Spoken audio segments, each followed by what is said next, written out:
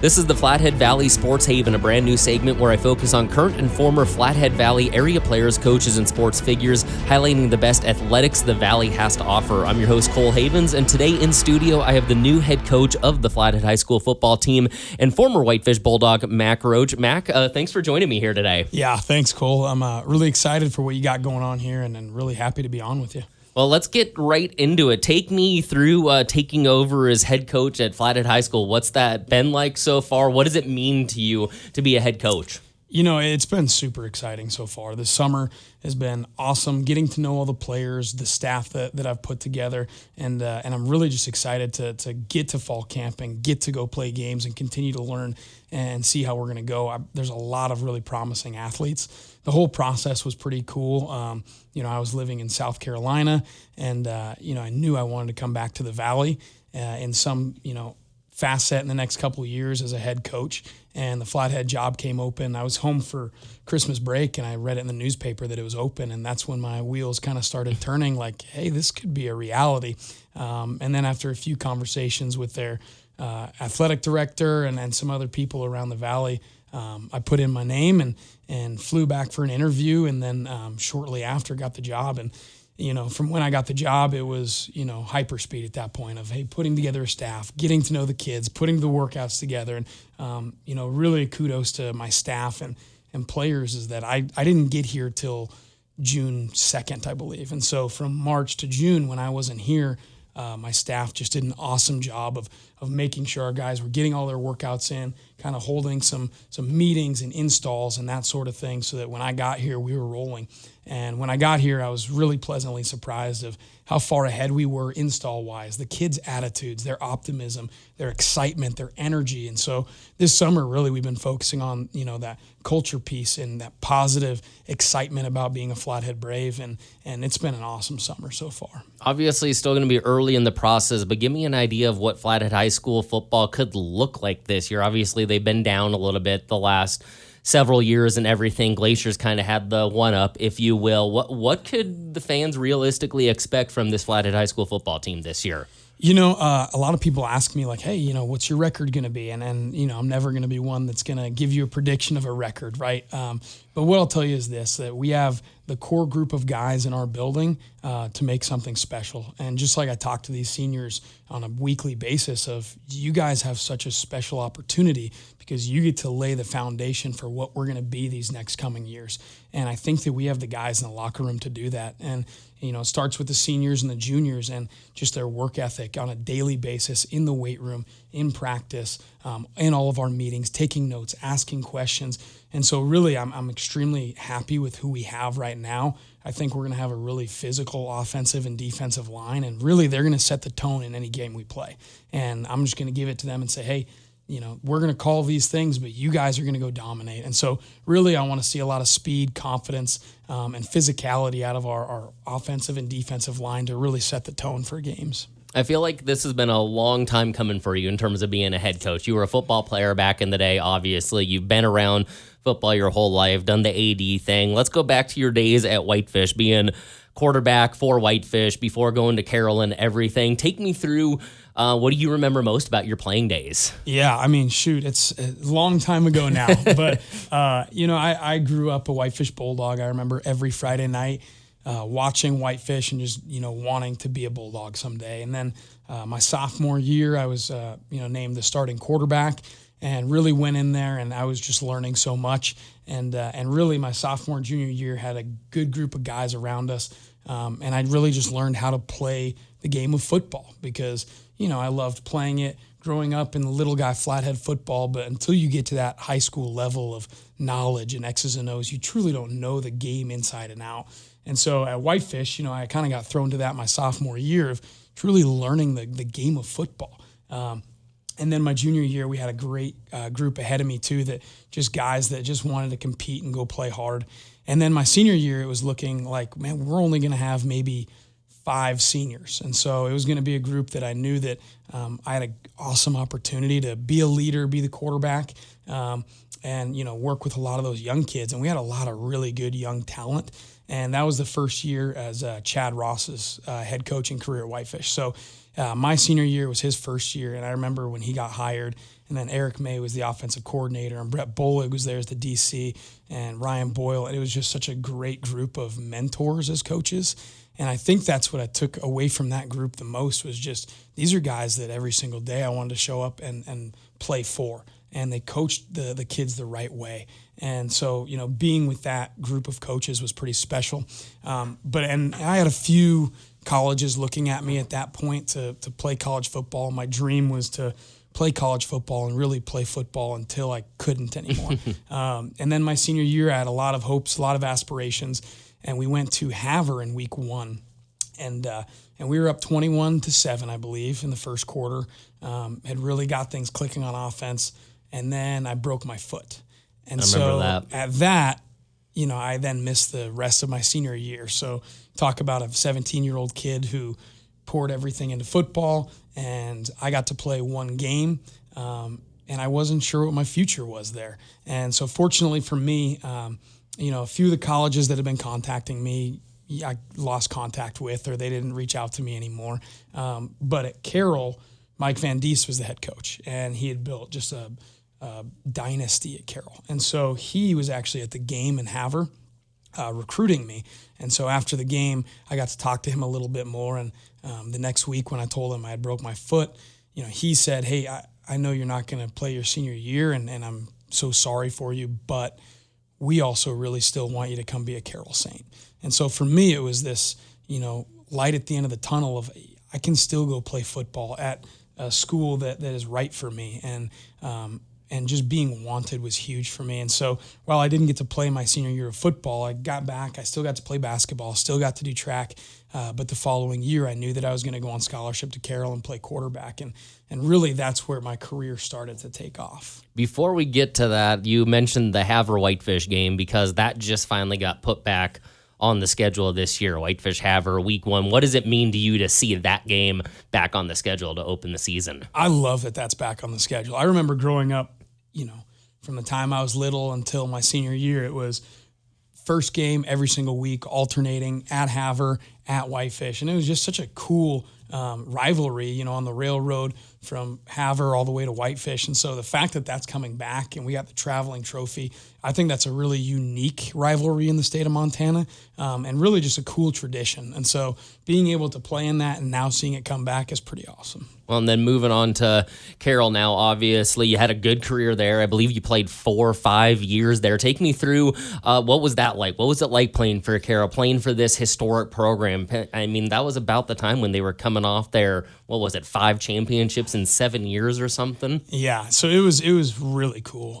I was just so fortunate to be in such a good program with great coaches. My senior year of high school, they won the national championship. And so, that was Coach Van Diest's 6th national title in, I think, 10 years. And so, not only great school academically, but football-wise, it was no better place I could be as far as being part of a competitive and winning program. So I went there. My first year, I redshirted, which anytime you go to college and redshirt, it's a little different because you're so used to in high school being the guy and playing every game and then taking that time and just practicing. It's a hard adjustment. But looking back, it was the best thing that ever happened to me is redshirting, learning the offense, learning the game of football because, even if you're very technically sound in X's and O's in high school, playing college football is a different beast. Knowing the schematics, the coverages, every check, what everybody's doing, it doesn't just happen right away, and there is that maturation process. And so I redshirted, and then I was a backup quarterback for 2 years, which, in today's day and age, especially the quarterback position, people are usually transferring left and right. And looking back, I'm just so grateful that I just stayed at Carroll and continued to learn for those next 2 years because by the time I was a junior and it was my time to be the quarterback, I felt fully ready. I felt like I'd, been there, learned so much from the great quarterbacks ahead of me, from our offensive coordinator, that junior year I knew was going to be special and that it was my time to step on the field and show that I may have not played an actual game in a few years, but I'm ready for this. And so it was really cool that junior year was certainly special. We had a great season. We were really balanced offensively with running the football, throwing the football. I had an unbelievable class of guys ahead of me. And then we made it to the playoffs, and in the quarterfinals, we played Southern Oregon. And so it was with wind chill, -15, snowed, a foot and a half throughout the game. And it was actually the third time we'd played Southern Oregon that year because they were in our conference. So game one, it was my first start. We lost by, I think, 3. And then week 8, we played them at home and we won by 4. So we had already split. So then we host them in the playoffs, and we both kind of knew whoever wins that game is likely going to be the national champion. And it was just the most fun game I've ever played in, just because it was a whiteout, snowing, everything you think of late Montana football. That's it. And it was an awesome game. We got the ball with 3 minutes left. We marched down. We ran quarterback power at the 5. We scored a touchdown with 1:20 left. Thought the game was over. We thought we'd won it. And then they got the ball back, and their quarterback, who ended up going to the Falcons, marched them right down and scored with 20 seconds left to beat us. So it was one of the most heart-wrenching moments. But as you take a step back and look at how special that year was, it was an unbelievable memory for me. And then heading into my senior year, we lost a lot. We knew we were going to have a lot of younger guys playing, but we still had those championship, ideas and thoughts. And then we really just got injury plagued. I think by week 4, all of our starting receivers and our tight ends were done for the season. And so we were pulling red shirts. We were doing everything we could to operate, but it was just a tale of kind of a different team. So, it wasn't as successful as a team as my junior year, but just my experience at Carroll as a whole, I could not speak better things about the school, my education, the football program, the guys that I got to play with. I mean, they're my lifelong friends who, I'm going to go to their weddings and they came to mine, and watching them become coaches or become professionals and husbands, fathers, it's just a really unique bond. And I just loved everything about my experience there. So when did you know you were going to get into coaching? You did the AD thing for a little bit. I know Loyola, you were the AD there for a while and everything. You've done the AD thing. You're head coach now. When did you know that you were going to want to be a coach, and kind of when did that transition happen? So, for as long as I can remember, I wanted to be a part of the game of football. So my goal was to play football as long as I could. And so I played through college, got to play on Team USA, and had a few European offers after that. And then I was actually set to go play in Australia at a new league down there. And so it was like July after my senior year, and I was set to move to Australia and go play football and make it my profession. And then I think it was early August or maybe late July, the league folded. And so I was just like, well, I might be done playing, right? I need to pay some bills now. And so I had student taught at Loyola Sacred Heart High School in Missoula the previous semester. So I reached out to them and said, hey, do you guys have any job openings? Because at that point I'd kind of decided, my playing career is probably over. So the next thing I wanted to do was dive right into coaching. And so I reached out to them, and they said, yeah, absolutely. We'd love for you to come coach football and track, be an assistant football. And I was actually hired as the head track coach. And they said, your position, we don't really have a teaching job, but we'll give you the assistant athletic director job. I said, great, sounds good. So I showed up and was assistant AD and the quarterbacks coach for the Loyola Rams my first year in 2016. And then I was the head track coach in the spring. Runs in the family. I guess so. And I was certainly calling my brother a lot, being like, hey, how do you run a track program? And he certainly helped me out. But that spring also, I had thought about trying to play. And then, I just loved coaching so much that first year that I was like, I think it's time for me to coach. And so the athletic director job came open, and the administration reached out to me and said, hey, we want to hire you as the AD. And, I'm kind of sitting there like, are you sure? I was 23 years old. I was like, are you sure you want to hire me? And they were like, absolutely. So I got hired as the AD. And one of my first questions was, can I keep coaching football? And they said, yes, you can. And so they let me still coach the quarterbacks and be, a varsity football assistant, as well as the athletic director. And I gave up coaching track. I hired an awesome track coach who was a All-American decathlete for Florida State. And I was like, yeah, this guy's a whole lot better than me anyways. So I hired him for track. That's called doing the right AD duties right there. I guess so. And so so I was the AD there and assistant football coach for 2 years at Loyola. And what an awesome experience. I mean, they really went out of their way to hire this 23-year-old kid to come be their athletic director. And I just engulfed myself in the community, and it was one of the best communities and best schools I've ever been to. And I just loved my time, and the coaching staff there really was the first group of guys that I realized how fun coaching is, not just for the day-to-day, getting to work with the kids, go to practice, all of that, but just having that fraternity of coaches. And because all of those guys I still keep in touch with, I'm still very tight with all of them. And they showed me how special it could be to be a part of a coaching staff. And so from Loyola, I just fell in love with just that coaching brotherhood and getting able to coach these kids. And from there, it was like, yeah, this is going to be my career, and I'm going to work towards being a head coach. And I knew as soon as I started coaching that my goal was going to be, I want to be a head football coach someday. And so every single place that I've been has been, hey, I'm taking notes and seeing, hey, well, how am I going to run my program someday? And so while I was being an assistant and being the best assistant that I could, in the back of my mind, it was, hey, I really love what this head coach is doing, or I love what we're doing here. I'm going to incorporate that in my program someday.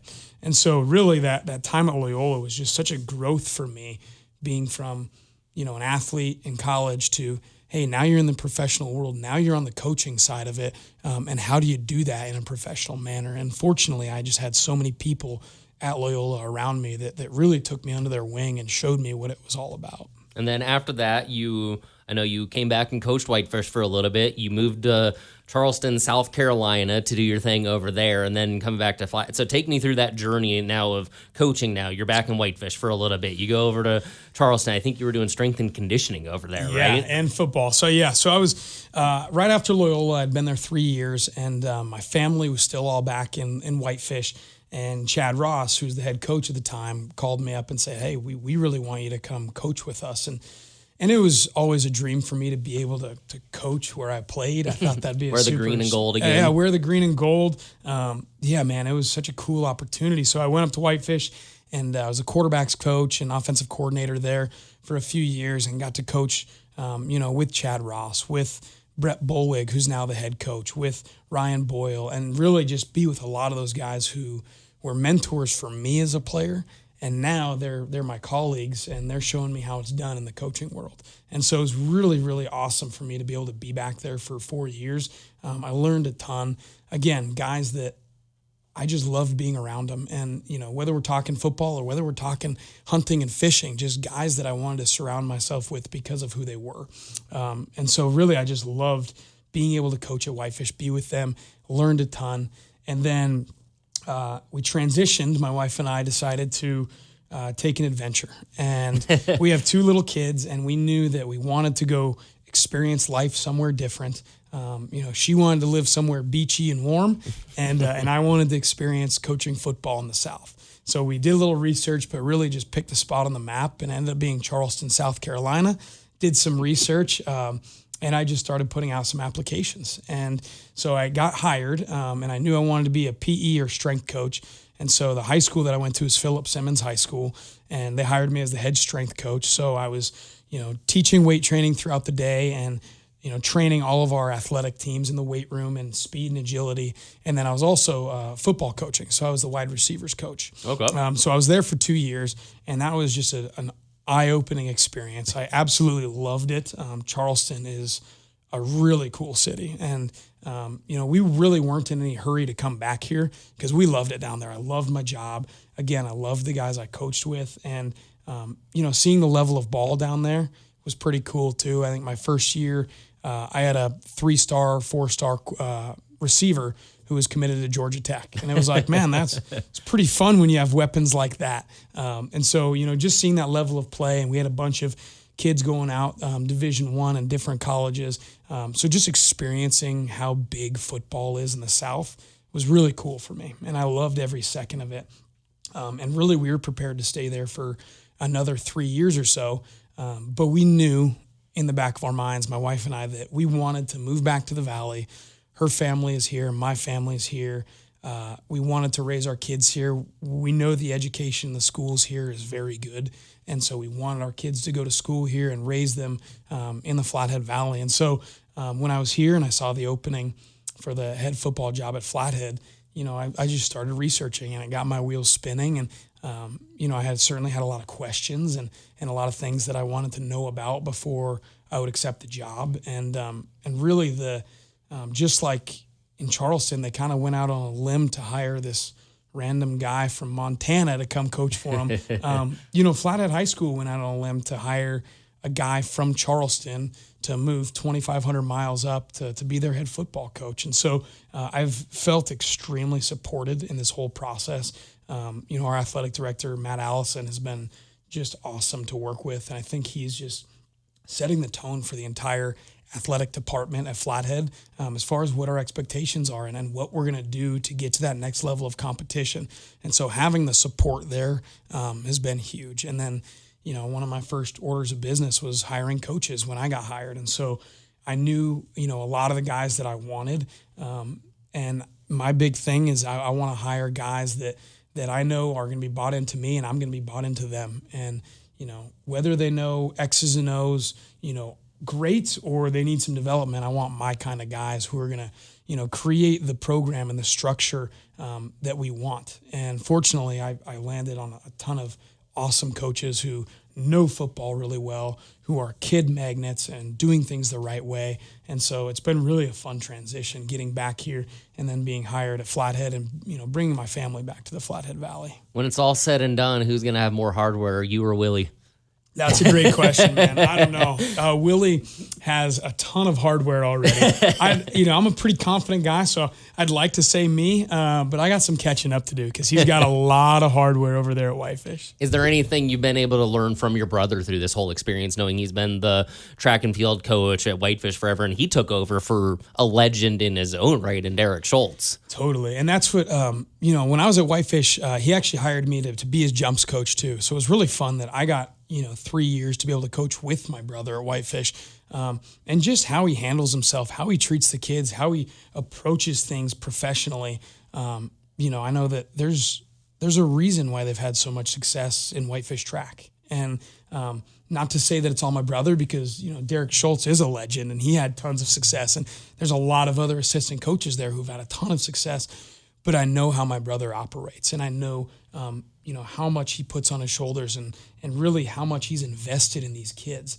And so working with him, has really been a lifelong thing with me. He and I have competed against each other and with each other since we were 4 years old on the trampoline in our backyard, right? But yeah, he's always been just a constant guy that he's one fun phone call away for, hey, Willie, I need to figure this out. Give me some advice here. And so we're always, throwing things back and forth, whether it be strategy, whether it be philosophy, culture, all of that stuff. So having somebody in the family that at any given moment I can ask questions to is pretty huge. I think I asked you this off air. I got to ask on air. Is it a little weird transition from the green and gold to now orange and black? It is. Does it help that at least it's double A and you're not in it competing against Whitefish? Yeah, competing against Whitefish should be a weird feeling for sure, just because I love the green and gold. But yeah, down in Carolina, I became a Clemson fan, so I was wearing my fair share of orange down there the last few years. But yeah, it's been a really fun transition to come back to the Valley and have a fresh start at a place that I haven't been able to coach or teach at yet. And the black and the orange, looking in the mirror, I don't want to brag, but I think it looks pretty good on me. Well, I think that's going to about do it. Hey, Mac, thanks for joining me here today. I'm wishing you nothing but the best here. Flathead High School, I know they've got a good one. I know you're going to have this program. We're going to be seeing some good Glacier Flathead games, I feel like, coming up. Yeah, that's the goal, man. That's the goal. Compete, represent the Flathead, because the whole Valley, I know, has our backs, and we certainly want to show the whole Valley what we're about. And yeah, if we can get some good games with Glacier going, let's get this Valley rocking again. Perfect. Hey, thanks for joining me. It's been a pleasure. Yeah, awesome. Thanks, Cole.